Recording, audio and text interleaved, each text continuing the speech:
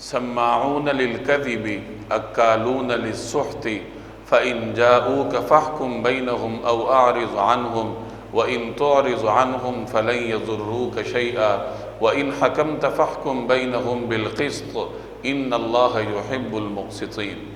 سماعون للكذب، یہ کان لگا لگا کر جھوٹی باتیں سننے والے، اکالون للسحت، جی بھر بھر کر حرام کھانے والے ہیں۔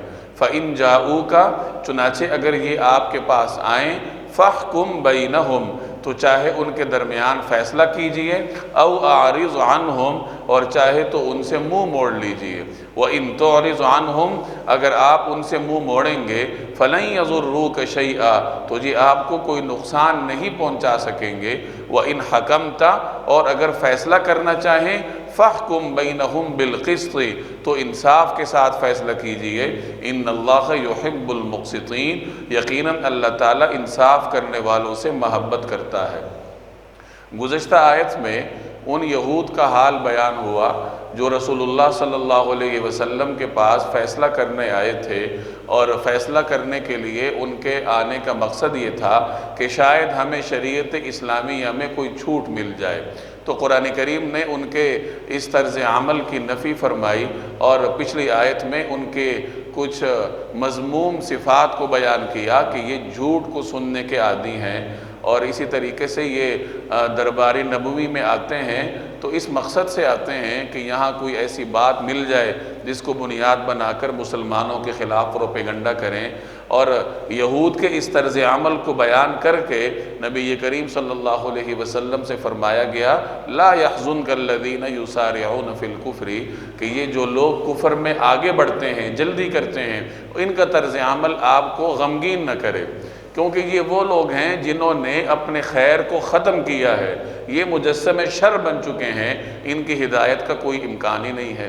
تو یہود کے انہی برے صفات کا بیان اس آیت میں بھی ہے، سماعون للکذب، یہ کان لگا لگا کر جھوٹی باتیں سننے والے ہیں، اکالون للسحت، اور جی بھر بھر کر حرام کھانے والے ہیں۔ سحت سے مراد حرام کھانا ہے۔ مفسرین فرماتے ہیں کہ یہود کے علماء لوگوں سے رشوت لے کر منمانے احکام ان کو بتاتے تھے کہ جس آدمی کا جو مفاد ہے اس کے مطابق اسے مسئلہ بتا دیا جائے تاکہ مسئلہ بتانے والے کو مالی مفاد حاصل ہو۔ اسے قرآن کریم نے سحت سے تعبیر کیا۔ اسی طرح یہ سود کھانے والے تھے اور مختلف طریقوں سے حرام مال کھاتے تھے، تو فرمایا کہ ایک تو یہ جھوٹی باتیں سننے کے دلدادہ ہیں، اور دوسرے نمبر پر یہ حرام کھانے کے عادی ہیں۔ فَإِن جَاءُوكَ، اگر یہ آپ کے پاس آئیں، یعنی یہ رسول اللہ صلی اللہ علیہ وسلم کی خدمت میں آئیں، تو آپ صلی اللہ علیہ وسلم کو اختیار دیا گیا کہ آپ چاہیں تو فیصلہ فرما دیجئے اور چاہیں تو فیصلہ فرمانے سے انکار کر دیجئے، کیونکہ اس وقت تک یہود باقاعدہ ریاست مدینہ کے براہ راست رعایا نہیں تھے۔ اگر وہ براہ راست رعایا ہوتے پھر مسلمانوں کے ہاں، مسلمانوں کے عدالت میں ان کا فیصلہ ہونا تھا۔ وہ تو کچھ معاہدات کے نتیجے میں مسلمانوں کے ساتھ حلیف بنے ہوئے تھے، تو اس وجہ سے مسلمانوں کی عدالت اس بات کی پابند نہیں تھی کہ ان کے مقدمات نمٹائے۔ ہاں وہ خود اگر آ جائیں تو پھر یہ اختیار تھا کہ چاہے تو ان کے درمیان فیصلہ کر دیجئے اور چاہے تو ان کو واپس فرما دیجئے۔ فَإِن جَاءُوكَ فَاحْكُمْ بَيْنَهُمْ، اگر یہ آپ کے پاس آئیں تو آپ چاہیں تو فیصلہ فرما دیں، او اعرض عنہم، اور چاہیں تو ان سے منہ موڑ لیں، فیصلہ کرنے سے انکار فرما دیں۔ وَإِن تُعْرِضْ عَنْهُمْ، اور اگر آپ ان سے اعراض کریں گے یعنی فیصلہ کرنے سے انکار کریں گے، فَلَن يَضُرُّوكَ شَيْئًا، تو یہ آپ کو کوئی نقصان نہیں دے سکتے۔ وَإِنْ حَكَمْتَ، اور اگر آپ نے فیصلہ کرنا ہو تو فَاحْكُمْ بَيْنَهُمْ بِالْقِسْطِ، تو ان کے درمیان انصاف سے فیصلہ کیجئے۔ إِنَّ اللَّهَ يُحِبُّ الْمُقْسِطِينَ، یقیناً اللہ تعالیٰ انصاف کرنے والوں کو پسند کرتا ہے۔ وَكَيْفَ يُحَكِّمُونَكَ وَعِنْدَهُمُ التَّوْرَاةُ فِيهَا حُكْمُ اللَّهِ ثُمَّ يَتَوَلَّوْنَ مِن بَعْدِ ذَلِكَ وَمَا أُولَئِكَ بِالْمُؤْمِنِينَ۔ وَكَيْفَ يُحَكِّمُونَكَ، اور یہ کیسے آپ سے فیصلہ کروائیں گے، وَعِنْدَهُمُ التَّوْرَاةُ، جبکہ ان کے پاس تورات موجود ہے، فِيهَا حُكْمُ اللَّهِ، جس میں اللہ کا فیصلہ درج ہے، ثُمَّ يَتَوَلَّوْنَ مِن بَعْدِ ذَلِكَ، پھر اس کے بعد منہ بھی پھیر لیتے ہیں، وَمَا أُولَئِكَ بِالْمُؤْمِنِينَ، دراصل یہ ایمان لانے والے نہیں ہیں، دراصل یہ ایمان والے نہیں ہیں۔ یہود کے پاس تورات تھی اور وہ اسی کو حق سمجھتے تھے، اور ان کا یہ گمان تھا کہ مسلمان جس موقف پر ہیں یا ان کا جو نقطہ نظر ہے وہ غلط ہے اور ہم درست ہیں۔ اب اپنے آپ کو حق پر سمجھنے کے باوجود اور خود اللہ کے حکم کے حامل ہونے کے باوجود اگر وہ اس جگہ پر جاتے ہیں جن کے حق پر ہونے کے بارے میں ہی وہ اعتقاد نہیں رکھتے، تو اس کا مطلب یہ ہے کہ وہ بدنیت ہیں، وہ بدنیتی سے وہاں جا رہے ہیں۔ تو یہ قرآن کریم بطور تعجب کے کہہ رہا ہے کہ یہ کیسے آپ سے فیصلہ کروائیں گے، یعنی یہ بڑی عجیب بات ہے کہ یہ آپ کے پاس فیصلہ کرنے کے لیے آ رہے ہیں، جبکہ ان کے پاس تو تورات ہے، فیہا حکم اللہ، اس میں اللہ کا حکم ہے۔ یعنی ان کا یہی خیال ہے کہ ہم اللہ کے احکامات کے حامل ہیں، ہم صاحب کتاب ہیں، اور مسلمان جو ہے وہ غلط راستے پر ہیں۔ تو جس چیز کو وہ حق سمجھتے ہیں، یعنی اپنے آپ کو، اس کو چھوڑ کر جس چیز کو وہ باطل سمجھتے ہیں اپنے اعتقاد کے مطابق وہاں وہ جا رہے ہیں، تو اس کا مطلب یہ ہے کہ ان کا مقصد انصاف نہیں ہے۔ وَكَيْفَ يُحَكِّمُونَكَ، اور یہ آپ سے کیسے فیصلہ لینا چاہتے ہیں، وَعِندَهُمُ التَّوْرَاةُ، جبکہ ان کے پاس تورات موجود ہے، فیہا حکم اللہ، جس میں اللہ کا فیصلہ درج ہے۔ یہ تو بطور تعجب کے فرمایا۔ اب آگے ان کے طرز عمل کو بیان فرمایا جا رہا ہے کہ اگر یہ آپ کے پاس آ کر فیصلہ کروا بھی لے تو اگر ان کے خلاف جائے گا تو یہ منہ موڑیں گے، روگردانی کریں گے، ثم یتولون من بعد ذلک، پھر اس کے بعد منہ پھیر لیں گے، وما اولئک بالمؤمنین، دراصل یہ ایمان لانے والے نہیں ہیں۔ انا انزلنا التوراۃ فیہا ھدی ونور یحکم بها النبیون الذین اسلموا للذین ھادوا والربانیون والاحبار بما استحفظوا من کتاب اللہ وکانوا علیہ شہداء فلا تخشوا الناس واخشون ولا تشتروا بآیاتی ثمنا قلیلا ومن لم یحکم بما انزل اللہ فاولئک هم الکافرون۔ انا انزلنا التوراۃ، بے شک ہم نے تورات نازل کی تھی، فیہا ھدی ونور، جس میں ہدایت تھی اور نور تھا، یحکم بها النبیون الذین اسلموا للذین ھادوا، تمام نبی جو اللہ کے فرما بردار تھے اسی کے مطابق یہودیوں کے معاملات کا فیصلہ کرتے تھے، والربانیون، اور تمام اللہ والے، والاحبار، اور علماء بھی، بما استحفظوا من کتاب اللہ، کیونکہ ان کو اللہ کی کتاب کا محافظ بنایا گیا تھا، وکانوا علیہ شہداء، اور وہ اس کے گواہ تھے۔ فلا تخشوا الناس، تم لوگوں سے مت ڈرو، پس لہٰذا تم لوگوں سے نہ ڈرو، وخشون، اور مجھ سے ڈرو، ولا تشتروا بآیاتی ثمنا قلیلا، اور تھوڑی سی قیمت لینے کی خاطر میری آیتوں کا سودا نہ کرو، ومن لم یحکم بما انزل اللہ، اور جو لوگ اللہ کے نازل کیے ہوئے حکم کے مطابق فیصلہ نہ کریں، فاولئک هم الکافرون، وہ لوگ کافر ہیں۔ اب اس آیت میں بھی اسی گزشتہ مضمون کا تسلسل ہے۔ انا انزلنا التوراۃ، ہم نے تورات نازل کی تھی۔ تورات اللہ تبارک و تعالی نے سیدنا موسیٰ علیہ السلام پہ نازل کی تھی، اور مسلمانوں کا اس تورات پہ ایمان ہے جو اللہ نے حضرت موسیٰ علیہ السلام پر نازل کی۔ آج کل جو بائبل کے نام سے عہد نامہ قدیم ہے اس کا چیپٹر، جس میں تورات کے مختلف خطبات کا بیان ہے، تو اس کی وہ آیات جو اللہ کی جانب سے ہیں اس پہ ہمارا آج بھی ایمان ہے، مسلمان اس پہ ایمان رکھتے ہیں، لیکن جو کچھ یہود نے اپنی طرف سے شامل کیا ہے تو مسلمان اس سے بری ہیں۔ تو تورات اللہ کی جانب سے نازل کردہ کتاب ہے، اس کا ذکر ہے کہ تورات ہم نے نازل کی تھی، فیہا ھدی ونور، جس میں ہدایت تھی اور نور تھا۔ نور کا مطلب کہ ہدایت کا نور تھا، اس میں وہ لوگوں کو گمراہیوں کی اندھیروں سے نکال کر ہدایت کی روشنیوں کی طرف لے کے جاتی تھی۔ ہر زمانے میں اللہ نے جو کتاب نازل کی تھی وہ اس زمانے کے لوگوں کے لیے نور بھی تھی اور ہدایت بھی تھی۔ یہی صورتحال قرآن کریم کی ہے کہ جب اللہ نے قرآن کریم نازل کی تو اللہ تعالیٰ نے ہدایت اور نور کو قرآن کریم میں محدود کر دیا۔ اب جس کو ہدایت اور نور چاہیے تو وہ قرآن کریم کے ساتھ قرآن کریم سے رجوع کرے، قرآن پہ ایمان رکھے۔ یحکم بها النبیون، اس تورات کے ساتھ فیصلہ کرتے تھے۔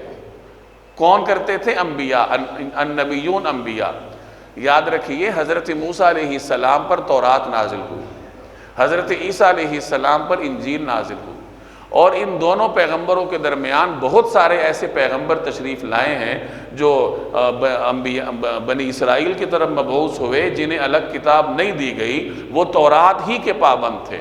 حضرت موسیٰ علیہ السلام کی تورات کو وہ آگے لے کر چلنے کے پابند تھے۔ خود حضرت عیسیٰ علیہ السلام بھی تورات کے پابند تھے۔ انجیل ان پہ نازل ہوئی، لیکن انجیل میں اکثر اخلاقیات کا بیان ہے۔ حضرت عیسیٰ علیہ السلام کا یہ بیان ہے کہ میں تورات کے ایک شوشے کو بھی منسوخ نہیں کروں گا۔ تورات اپنی جگہ برقرار تھی، چنانچہ عیسائیوں کے جو قانونی معاملات تھے وہ تورات کی روشنی میں طے ہوتے تھے۔ انجیل میں تو انہیں کچھ اخلاقیات سکھائی گئی تھی۔ تو یہاں ان انبیاء کا ذکر ہے جو کہ تورات کی روشنی میں لوگوں کے درمیان فیصلہ کرتے تھے۔ کن لوگوں کے درمیان فیصلہ کرتے تھے؟ للذین ہادو، ان لوگوں کے درمیان جو اپنے آپ کو یہودی کہتے تھے، جو یہودیت کے مذہب سے وابستہ تھے۔ تو فرمایا یحکم بہ النبیون، اسی کے مطابق فیصلہ کرتے تھے انبیاء۔ کون سے انبیاء؟ الذین اسلموا، جو اللہ کے فرمانبردار تھے، یا یوں کہہ لیجئے جو مسلمان تھے۔ اس سے یہ بھی واضح ہوا، قرآن کریم میں اور بھی جگہ جگہ انبیاء علیہ السلام کے لیے اسلام کا ذکر ہے، تو مطلب یہ ہوا کہ ہر زمانے کا برحق مذہب اسلام کہلاتا تھا، اور ہر پیغمبر اسلام ہی کی دعوت دیا کرتا تھا، اور ہر پیغمبر کے امتیوں کو اللہ نے مسلمان کہا۔ یہ تو آگے لوگوں نے یہودیوں کا لفظ اختیار کیا، عیسائیوں کا لفظ اختیار کیا، اور مسلمانوں نے بھی اپنے لیے مختلف قسم کے الفاظ تراش رکھے ہیں، ورنہ اللہ تبارک و تعالی نے ہر زمانے کے پیغمبر کی اتباع کرنے والوں کو مسلمان کہا۔ اور اس میں کچھ مفسرین نے یہ بھی فرمایا کہ یہود کے ہاں نبی کی اصطلاح کا مفہوم وہ نہیں تھا جو کہ مسلمانوں کے ہاں ہے۔ شریعت اسلامیہ میں تو نبی کی اصطلاح کا مطلب یہ ہے کہ اللہ کا وہ برگزیدہ بندہ جو اللہ کی جانب سے لوگوں کی ہدایت پر مامور ہو، جبکہ یہود کے ہاں اس اصطلاح میں وسعت تھی۔ وہ کاہن کو بھی نبی کہہ دیتے تھے کہ جو ان میں ایسا ہوتا تھا جو مستقبل کے حوالے سے پیشن گوئیاں کرے۔ کوئی نجومی ہوتا، کاہن ہوتا، اس زمانے میں اس علم کی بڑی وقت ہوتی تھی اور اس کا چرچا ہوتا تھا، تو جو آدمی کہانت کے فن سے وابستہ ہوتا تھا اس کو بھی نبی کہہ دیتے تھے۔ تو ان لوگوں سے احتراز کرنے کے لیے یہاں یہ لفظ لایا گیا کہ الذین اسلموا، کہ وہ نبی جو اللہ کے فرمان بردار تھے، یعنی جو اللہ کے مبعوث تھے، اللہ کی طرف سے مامور تھے۔ اس سے مراد وہ نبی نہیں ہیں جنہیں یہودی اپنے گمان کے مطابق نبی سمجھتے تھے، جو کہ کہانت کے شعبے سے وابستہ ہوتے تھے اور کاہنین ہوتے تھے۔ تو اس کے مطابق فیصلہ کرتے تھے وہ نبی الذین اسلموا، جو اللہ کے فرمان بردار تھے۔ کن لوگوں کے درمیان فیصلہ کرتے تھے؟ للذین ہادو، اس کے مطابق یہودیوں کے معاملات کا فیصلہ کرتے تھے۔ اور انبیاء کے علاوہ اور لوگ بھی اسی کے مطابق فیصلہ کرتے تھے۔ وہ کون تھے؟ والربانیون، ربانیون ربانی کی جمع ہے۔ ربانی کہتے ہیں رب والا، اللہ والا، یعنی تمام اللہ والے جو مشائخ تھے، جو انبیاء کے سچے پیروکار تھے، وہ بھی تورات کے مطابق فیصلہ کرتے تھے۔ والاحبار، احبار حبر یا حبر کی جمع ہے، یہود کے علماء کو کہتے ہیں، اور علماء بھی۔ خلاصہ کیا نکلا کہ تورات کے مطابق انبیاء بھی فیصلہ کرتے تھے یہود میں، اور جو انبیاء کے سچے پیروکار تھے یعنی ان کے مشائخ، ان کے علماء، وہ بھی تورات کے مطابق فیصلہ کرتے تھے۔ اور تورات کے مطابق فیصلہ کرنے کی وجہ کیا تھی؟ بِمَا اسْتُحْفِظُوا مِن کتاب اللہ، کیونکہ ان کو اللہ کی کتاب کا محافظ بنایا گیا تھا۔ وہ اس کتاب کو آگے لے کر چلنے کے پابند تھے، اس کی حفاظت کرنے والے تھے، اس لیے وہ تورات کے مطابق فیصلہ کرنے کے پابند تھے۔ اب اس میں ایک نقطے کی بات ہے کہ یہود کے علماء کے بارے میں اللہ نے کہا کہ اللہ نے ان کو تورات کی حفاظت کا ذمہ دار بنایا تھا۔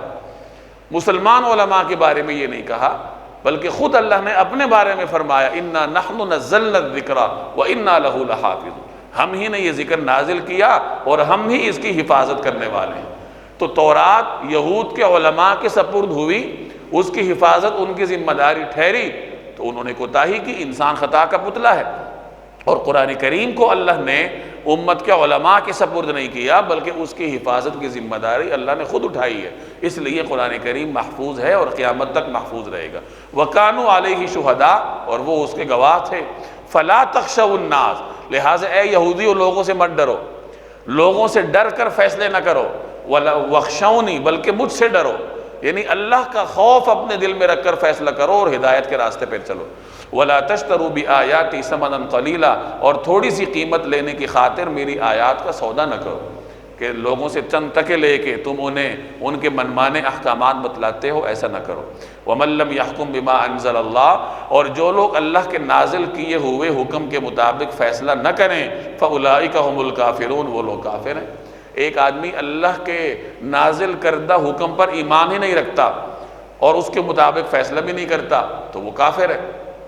وَكَتَبْنَا عَلَيْهِمْ فِيهَا أَنَّ النَّفْسَ بِالنَّفْسِ وَالْعَيْنَ بِالْعَيْنِ وَالْأَنْفَ بِالْأَنْفِ وَالْأُذُنَ بِالْأُذُنِ وَالسِّنَّ بِالسِّنِّ وَالْجُرُوحَ قِصَاصٌ فَمَن تَصَدَّقَ بِهِ فَهُوَ كَفَّارَةٌ لَّهُ وَمَن لَّمْ يَحْكُم بِمَا أَنزَلَ اللَّهُ فَأُولَٰئِكَ هُمُ الظَّالِمُونَ۔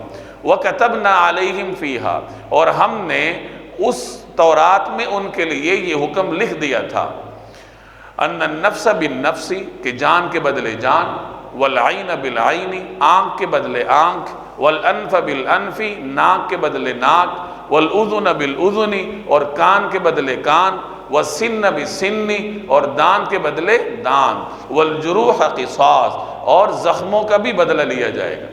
فمن تصدق به، ہاں جو شخص اس کو معاف کر دے، فہو کفارۃ لہ، تو یہ اس کے لیے گناہوں کا کفارہ ہو جائے گا۔ ومن لم یحکم بما انزل اللہ، اور جو لوگ اللہ کے نازل کیے ہوئے حکم کے مطابق فیصلہ نہ کریں، فاولئک هم الظالمون، تو وہ لوگ ظالم ہیں۔ اب یہاں اللہ تبارک و تعالی نے قصاص کے قانون کو بیان فرمایا۔ قصاص کا قانون جو شریعت اسلامیہ میں ہے وہی اللہ نے تورات میں بھی نازل فرمایا تھا، اسی قانون کے پابند یہود بھی تھے، چنانچہ فرمایا کہ ہم نے تورات میں ان کو یہ حکم دیا تھا، ان النفس بالنفس، کہ جان کے بدلے جان، کسی نے معصوم جان کو تلف کیا، کسی معصوم خون کو بہایا تو جواب میں قاتل کو بھی قتل کیا جائے گا۔ والعین بالعین، آنکھ کو نقصان پہنچایا تو اس کے بھی آنکھ کو نقصان پہنچایا جائے گا، ناک کو نقصان پہنچایا گیا تو اس کے بھی ناک کو نقصان پہنچایا جائے گا، اسی طرح کسی نے کسی کا کان کاٹا یا دان توڑا تو جواب میں اس کا بھی کان کاٹا جائے گا اور اس کا بھی دان توڑا جائے گا۔ والجروح قصاص، اور تمام زخموں کا بدلہ لیا جائے گا، یعنی ہر زخم کا قصاص ہوتا ہے۔ جو آدمی کسی کو زخم لگائے تو جواب میں اس کو ویسا ہی زخم لگایا جائے گا، لیکن اس میں یہ یاد رکھیں کہ وہ زخم جواب میں اس وقت لگایا جائے گا جب اس طرح کا زخم لگانے کا امکان ہو۔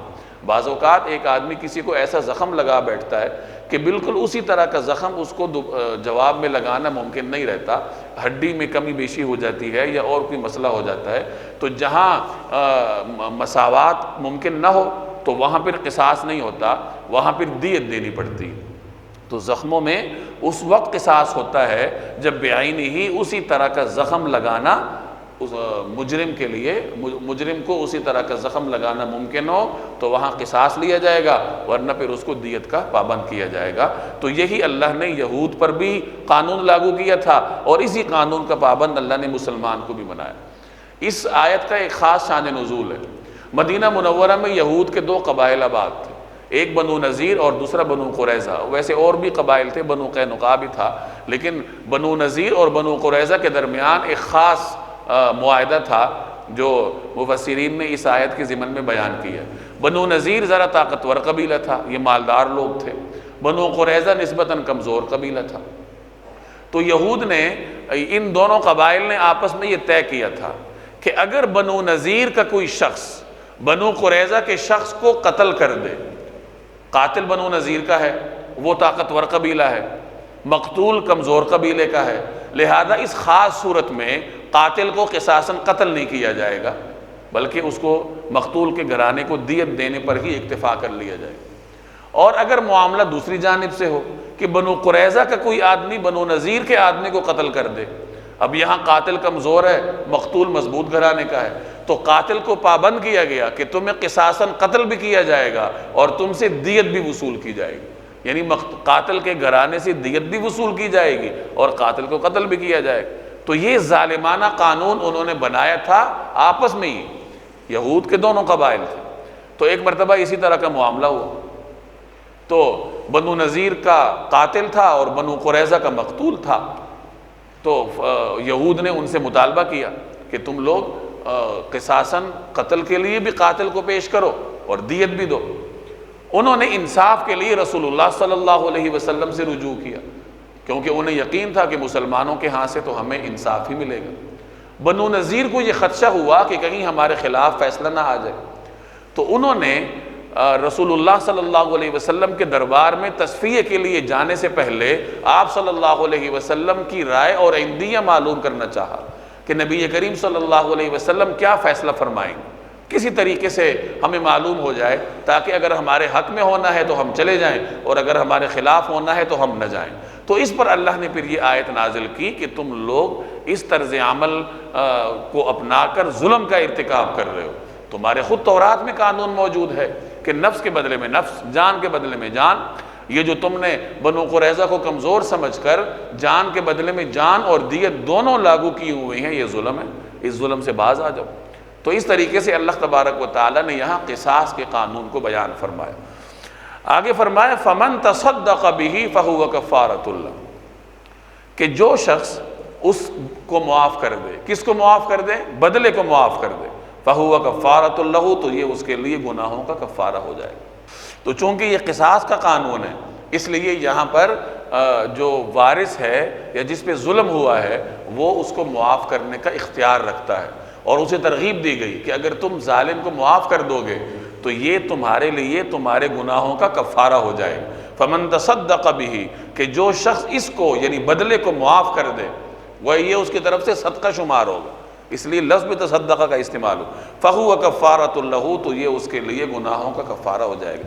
وَمَن لَّمْ يَحْكُم بِمَا أَنزَلَ اللَّهُ، اور جو لوگ اللہ کے نازل کیے ہوئے حکم کے مطابق فیصلہ نہ کریں، فَأُولَٰئِكَ هُمُ الظَّالِمُونَ، تو وہ لوگ ظالم ہیں۔ وَقَفَّيْنَا عَلَىٰ آثَارِهِمْ بِعِيسَى ابْنِ مَرْيَمَ مُصَدِّقًا لِمَا بَيْنَ يَدَيْهِ مِنَ التَّوْرَاةِ وَآتَيْنَاهُ الْإِنْجِيلَ فِيهِ هُدًى وَنُورٌ وَمُصَدِّقًا لِمَا بَيْنَ يَدَيْهِ مِنَ التَّوْرَاةِ وَهُدًى وَمَوْعِظَةً لِّلْمُتَّقِينَ وَلِيَحْكُمْ أَهْلُ الْإِنْجِيلِ بِمَا أَنزَلَ اللَّهُ فِيهِ وَمَن لَّمْ يَحْكُم بِمَا أَنزَلَ اللَّهُ فَأُولَٰئِكَ هُمُ الْفَاسِقُونَ۔ وَقَفَّيْنَا عَلَىٰ آثَارِهِمْ بِعِيسَى ابْنِ مَرْيَمَ مصدقا لما بین یدیہ من التوراۃ، اور ہم نے ان کے بعد عیسیٰ ابن مریم کو اپنے سے پہلی کتاب یعنی تورات کی تصدیق کرنے والا بنا کر بھیجا۔ وآتیناہ الانجیل، اور ہم نے ان کو انجیل عطا کی، فیہ ھدی ونور، جس میں ہدایت تھی اور نور تھا۔ ومصدقا لما بین یدیہ من التوراۃ، اور جو اپنے سے پہلی کتاب یعنی تورات کی تصدیق کرنے والی، وہدی وموعظۃ للمتقین، اور متقیوں کے لیے سراپا ہدایت اور نصیحت بن کر آئی تھی۔ وَلِيَحْكُمْ أَهْلُ الْإِنْجِيلِ بِمَا أَنزَلَ اللَّهُ فِيهِ، اور انجیل والوں کو چاہیے کہ اللہ نے اس میں جو کچھ نازل کیا ہے اس کے مطابق فیصلہ کریں۔ وَمَن لَّمْ يَحْكُم بِمَا أَنزَلَ اللَّهُ، اور جو لوگ اللہ کے نازل کیے ہوئے حکم کے مطابق فیصلہ نہ کریں، فَأُولَٰئِكَ هُمُ الْفَاسِقُونَ، وہ لوگ فاسق ہیں۔ اب یہاں اہل کتاب کے دوسرے فریق کا بیان ہے، عیسائیوں کا، جو اہل کتاب میں سے دوسرا گروہ تھے، کہ ہم نے حضرت موسیٰ علیہ السلام اور ان کے بعد بہت سارے علماء بنی اسرائیل، انبیاء بنی اسرائیل کے بعد حضرت عیسیٰ علیہ السلام کو بھیجا، اور حضرت عیسیٰ علیہ السلام کیا کرتے تھے؟ مصدقا لما بین یدیہ من التوراۃ، اپنے سے پیشتر، اپنے سے پچھلی کتاب تورات کی تصدیق کرنے والے تھے۔ ہر پیغمبر نے اپنی گزشتہ کتاب کی تصدیق کی ہے، اور حضرت عیسیٰ علیہ السلام اس وجہ سے بھی خصوصیت رکھتے ہیں کہ انہوں نے تصدیق کرنے کے ساتھ تورات کو برقرار بھی رکھا، اس کو منسوخ نہیں فرمایا، بلکہ تورات کے احکامات عیسائیوں پر بھی لاگو ہوتے تھے۔ وَآتَيْنَاهُ الْإِنْجِيلَ، اور ہم نے ان کو انجیل دی، یعنی ہم نے انجیل نازل کی۔ یہاں بھی وہی بات کہ انجیل سے مراد وہ کتاب ہے جو اللہ جل جلالہ نے حضرت عیسیٰ علیہ السلام پہ نازل کی۔ موجودہ بائبل میں جو عہد نامہ جدید ہے انجیل کے نام سے، یہ وہ کتاب نہیں ہے جو اللہ نے حضرت موسیٰ علیہ السلام، حضرت عیسیٰ علیہ السلام پہ نازل کی، بلکہ حضرت عیسیٰ علیہ السلام پر نازل ہونے والی کتاب تو عیسائی کب کا ضائع کر چکے۔ بعد میں حضرت عیسیٰ علیہ السلام کے مختلف حواریوں نے اور عیسائیوں کے جو بڑے بڑے علماء تھے، انہوں نے اپنے اپنے انداز میں حضرت عیسیٰ علیہ السلام کی تعلیمات کو لکھا، اور جس نے لکھا تو وہ اس کی طرف منسوب بھی ہوا۔ چنانچہ لوقا نے لکھا تو وہ لوقا کی انجیل کہلائی، مرقس نے لکھا تو وہ مرقس کی انجیل کہلائی، متی نے لکھا تو وہ متی کی انجیل کہلائی، یوحنا نے لکھا تو وہ ان کی انجیل کہلائی۔ یہ 4 مشہور انجیلیں ہیں، اور یہ عیسائیوں کی بڑی معتبر شخصیات تھیں جنہوں نے حضرت عیسیٰ علیہ السلام کے اقوال کو اور ان کے طرز عمل کو، ان کی تعلیمات کو اپنے الفاظ میں لکھنے کی کوشش کی۔ وَآتَيْنَاهُ الْإِنْجِيلَ، اور ہم نے ان کو انجیل عطا کی، فِيهِ هُدًى وَنُورٌ، جس میں ہدایت تھی اور نور تھا۔ اپنے زمانے میں ہر کتاب جو اللہ نے نازل کی وہ اپنے زمانے کے لوگوں کے لیے سراپا ہدایت اور نور تھی۔ وَمُصَدِّقًا لِمَا بَيْنَ يَدَيْهِ مِنَ التَّوْرَاةِ، اور جو اپنے سے پہلی کتاب یعنی تورات کی تصدیق کرنے والی تھی۔ وَهُدًى وَمَوْعِظَةً لِلْمُتَّقِينَ، اور متقیوں کے لیے سراپا ہدایت اور سراپا موعظت یعنی سراپا نصیحت بن کر آئی تھی۔ وَلِيَحْكُمْ أَهْلُ الْإِنْجِيلِ بِمَا أَنزَلَ اللَّهُ فِيهِ، اب انجیل والوں کو چاہیے کہ اللہ نے انجیل میں جو کچھ نازل کیا اس کے مطابق فیصلہ کریں، اور جب اس کے مطابق فیصلہ کریں گے تو انہیں رسول اللہ صلی اللہ علیہ وسلم پر ایمان لانا پڑے گا، کیونکہ انجیل میں بڑی وضاحت کے ساتھ آپ صلی اللہ علیہ وسلم کے بارے میں پیشن گوئی ہے۔ حضرت عیسیٰ علیہ السلام نے رسول اللہ صلی اللہ علیہ وسلم کے بارے میں بشارت دی تھی۔ اب جب عیسائی انجیل پہ عمل کرے گا، صحیح طریقے سے اس کے مطابق فیصلہ کرے گا، تو اسے نبی کریم صلی اللہ علیہ وسلم پر ایمان لانا پڑے گا۔ وَمَن لَّمْ يَحْكُم بِمَا أَنزَلَ اللَّهُ، اور جو اللہ کے نازل کردہ احکامات کے مطابق فیصلہ نہ کرے، فَأُولَٰئِكَ هُمُ الْفَاسِقُونَ، تو وہ لوگ یقیناً فاسق ہیں۔ اب یہ ایک ہی جملے کو 3 طریقوں سے دہرایا گیا۔ وَمَن لَّمْ يَحْكُم بِمَا أَنزَلَ اللَّهُ فَأُولَٰئِكَ هُمُ الْكَافِرُونَ، رکوع کی پہلی آیت میں فرمایا۔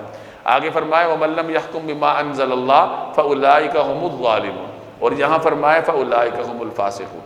تو جو اللہ کے احکامات کے مطابق فیصلہ نہ کرے، اس کا ایمان بھی نہ ہو، ایمان بھی نہیں ہے اور فیصلہ بھی نہیں کرتا، تو اس کے لیے فرمایا فَأُولَٰئِكَ هُمُ الْكَافِرُونَ، وہ تو کافر ہے۔ البتہ جو ایمان تو رکھتا ہے لیکن اپنے کسی مفاد کی خاطر اللہ کی کتاب کے مطابق فیصلہ نہیں کرتا، تو وہ عدل سے ہٹنے والا ہے، وہ ظالم ہے، اور ایسا شخص پھر فاسق بھی ہے۔ اِنَّا أَنزَلْنَا إِلَيْكَ الْكِتَابَ بِالْحَقِّ مُصَدِّقًا لِمَا بَيْنَ يَدَيْهِ مِنَ الْكِتَابِ وَمُهَيْمِنًا عَلَيْهِ فَاحْكُم بَيْنَهُم بِمَا أَنزَلَ اللَّهُ وَلَا تَتَّبِعْ أَهْوَاءَهُمْ عَمَّا جَاءَكَ مِنَ الْحَقِّ لِكُلٍّ جَعَلْنَا مِنكُمْ شِرْعَةً وَمِنْهَاجًا وَلَوْ شَاءَ اللَّهُ لَجَعَلَكُمْ أُمَّةً وَاحِدَةً وَلَكِنْ لِيَبْلُوَكُمْ فِيمَا آتَاكُمْ فَاسْتَبِقُوا الْخَيْرَاتِ إِلَى اللَّهِ مَرْجِعُكُمْ جَمِيعًا فَيُنَبِّئُكُم بِمَا كُنتُمْ فِيهِ تَخْتَلِفُونَ وَأَنِ بينهم بما أنزل الله ولا تتبع أهواءهم واحذرهم أن يفتنوك عن بعض ما أنزل الله إليك فإن تولوا فاعلم أنما يريد الله أن يصيبهم ببعض ذنوبهم وإن كثيرا من الناس لفاسقون۔ وَأَنزَلْنَا إِلَيْكَ الْكِتَابَ، اور ہم نے آپ کی طرف کتاب نازل کی، بالحق، جو حق پر مشتمل ہے، مصدقا لما بین یدیہ من الکتاب، جو اپنے سے پہلی کتابوں کی تصدیق کرتی ہے، ومہیمنا علیہ، اور ان کی نگہبان ہے، فاحکم بینہم، لہٰذا ان لوگوں کے درمیان فیصلہ کیجئے، بما انزل اللہ، اسی حکم کے مطابق جو اللہ نے نازل کیا، لہٰذا ان لوگوں کے درمیان اسی حکم کے مطابق فیصلہ کیجئے جو اللہ نے نازل کیا ہے، ولا تتبع اہواءہم عما جاءک من الحق، اور جو حق بات آپ کے پاس آ گئی ہے اسے چھوڑ کر ان کی خواہشات کے پیچھے مت چلیے، لِكُلٍّ جَعَلْنَا مِنْكُمْ شِرْعَةً وَمِنْهَاجًا، تم میں سے ہر ایک کے لیے ہم نے ایک شریعت اور طریقہ مقرر کیا ہے، وَلَوْ شَاءَ اللَّهُ لَجَعَلَكُمْ أُمَّةً وَاحِدَةً، اور اگر اللہ چاہتا تو تم سب کو ایک امت بنا دیتا، وَلَكِنْ لِيَبْلُوَكُمْ فِي مَا آتَاكُمْ، لیکن وَلَكِنْ لِيَبْلُوَكُمْ فِي مَا آتَاكُمْ، لیکن اس نے الگ شریعت اس لیے دی تاکہ جو کچھ اس نے تمہیں دیا ہے اس میں تمہیں آزمائے، وَلَكِنْ لِيَبْلُوَكُمْ، تاکہ تمہیں آزمائے، فِي مَا آتَاكُمْ، ان چیزوں میں جو اس نے تمہیں دیا ہے، فَاسْتَبِقُوا الْخَيْرَاتِ، لہٰذا نیکیوں میں ایک دوسرے سے آگے بڑھنے کی کوشش کرو، إِلَى اللَّهِ مَرْجِعُكُمْ جَمِيعًا، اللہ ہی کی طرف تم سب کو لوٹ کر جانا ہے، فَيُنَبِّئُكُمْ بِمَا كُنْتُمْ فِيهِ تَخْتَلِفُونَ، اس وقت وہ تمہیں وہ باتیں بتائے گا جن میں تم اختلاف کیا کرتے تھے۔ پیچھے تورات کا بھی ذکر ہوا، انجیل کا بھی ذکر ہوا، اب یہاں قرآن کریم کا ذکر ہے کہ ہم نے اے پیغمبر آپ کی طرف کتاب نازل کی ہے، قرآن کریم، اور اس کی پہلی خصوصیت کیا ہے؟ مصدقا لما بین یدیہ من الکتاب، پچھلی کتابوں میں جو کچھ بیان ہوا یہ اس کی تصدیق کرنے والی ہے، ومہیمنا علیہ، اور اس پر نگہبان ہے۔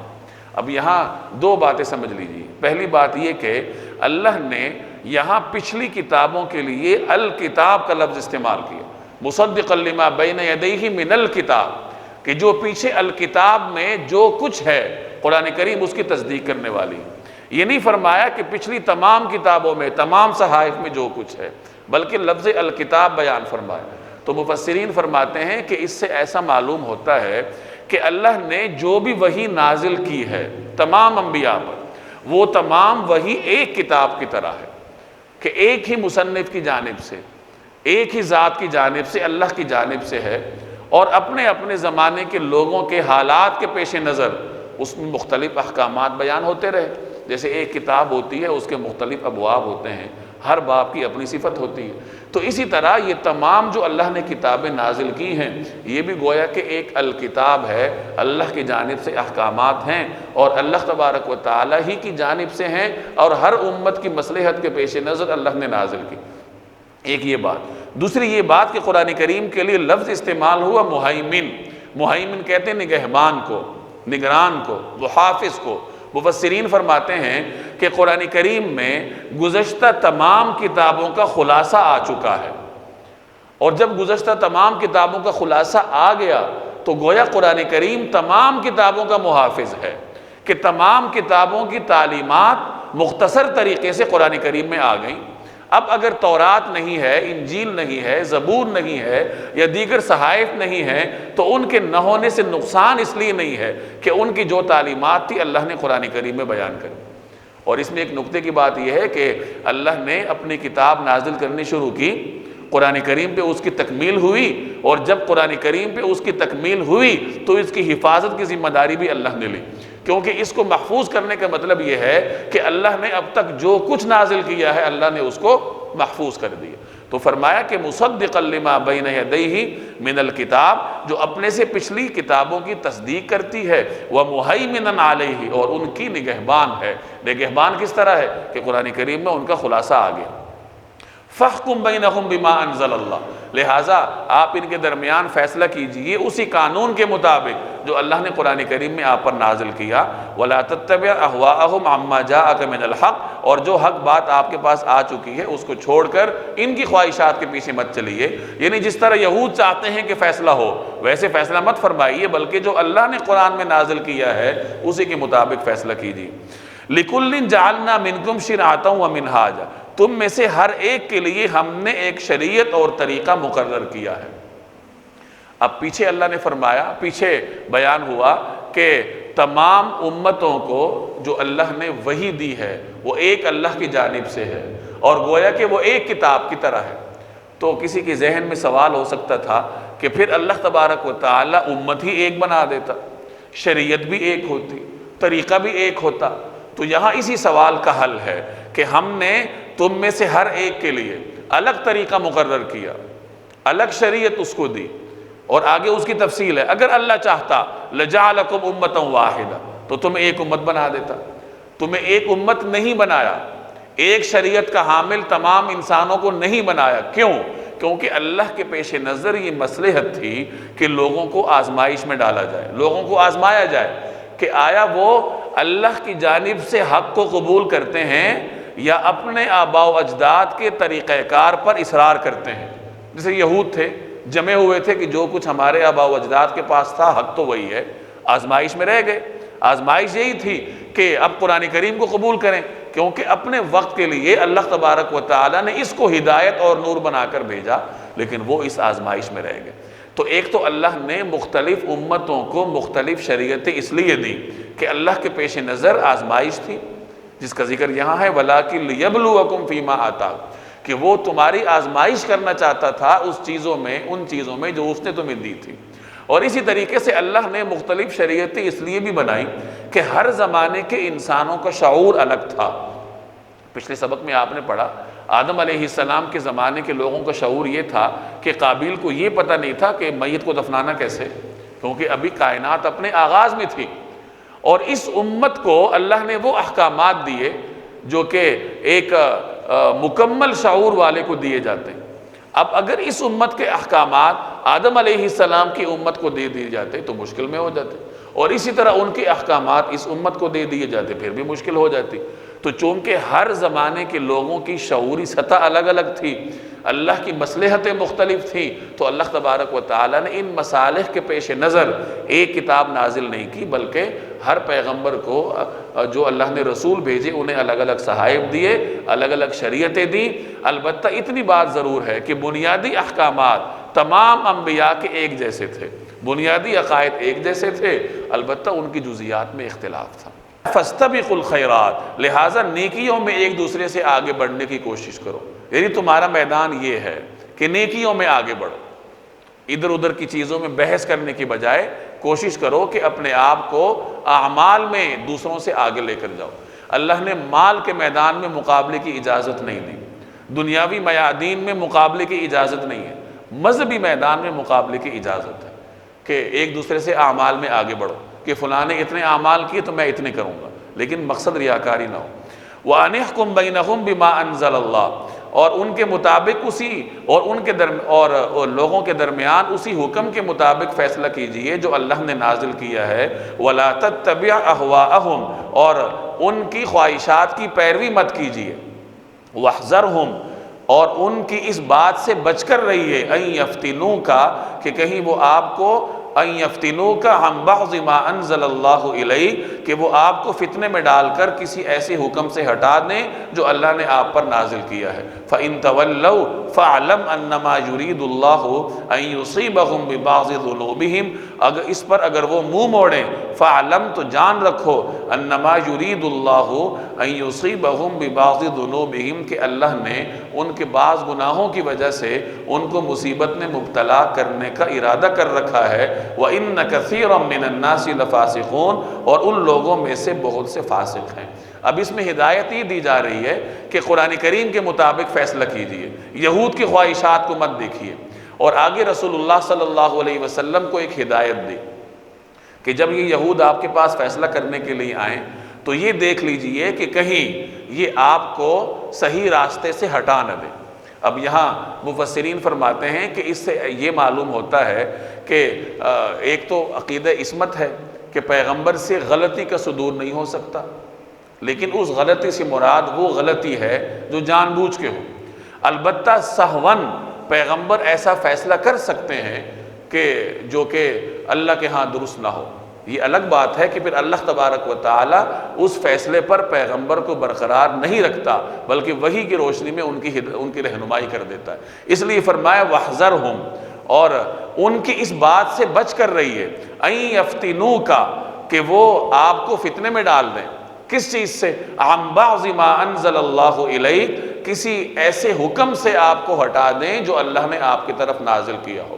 جیسے پیچھے ایک واقعے میں آپ نے پڑھا تھا کہ منافقین کو گروہ تھے اور انہوں نے چرب زبانی کی وجہ سے جناب رسول اللہ صلی اللہ علیہ وسلم کو اپنی طرف مائل کر لیا تھا۔ پھر اللہ تبارک و تعالیٰ نے وحی کے ذریعے صورتحال کی وضاحت کی اور نبی کریم صلی اللہ علیہ وسلم کے سامنے درست صورتحال واضح ہوئی۔ وَإِنَّ كَثِيرًا مِّنَ النَّاسِ لَفَاسِقُونَ، اور ان لوگوں میں سے بہت سے فاسق ہیں۔ لوگوں کی اکثریت ہمیشہ دین حق کے مخالف رہی ہے۔ آج بھی آپ دیکھ لیجئے، دنیا کی اگر 5 ارب آبادی ہے، ان میں مسلمان 1 ارب ہوں گے، 4 ارب غیر مسلم ہیں۔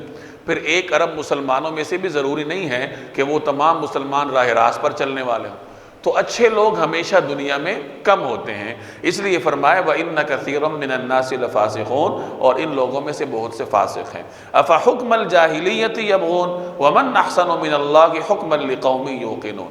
أَفَحُكْمَ الْجَاهِلِيَّةِ يَبْغُونَ، بھلا کیا یہ جاہلیت کا فیصلہ حاصل کرنا چاہتے ہیں؟ وَمَنْ أَحْسَنُ مِنَ اللَّهِ حُكْمًا لِقَوْمٍ يُوقِنُونَ، حالانکہ جو لوگ یقین رکھتے ہوں ان کے لیے اللہ سے اچھا فیصلہ کرنے والا کون ہو سکتا ہے؟ ہر وہ فیصلہ جو شریعت اسلامیہ سے متضاد ہو، قرآن کریم کے احکامات کے خلاف ہو، تو وہ جاہلیت پر مبنی ہوتا ہے۔ شریعت کے متصادم جو بھی چیز ہوگی وہ جاہلیت کی پیداوار ہوگی۔ تو چونکہ یہود اپنا منمانہ فیصلہ کروانا چاہتے تھے، اس لیے فرمایا گیا کہ ان سے کہہ دیجئے کہ کیا تم جاہلیت والا فیصلہ کروانا چاہتے ہو؟ کیا تم قرآن کریم کے خلاف فیصلہ حاصل کرنے کے خواہش مند ہو؟ حالانکہ جو لوگ یقین رکھنے والے ہیں ان کے لیے اللہ کے حکم سے بڑھ کر کون سا فیصلہ اچھا ہو سکتا ہے کہ جو اللہ کا حکم ہے وہی انسانیت کے لیے سب سے بہترین ہے اور وہی لوگوں کے لیے مفید ہے۔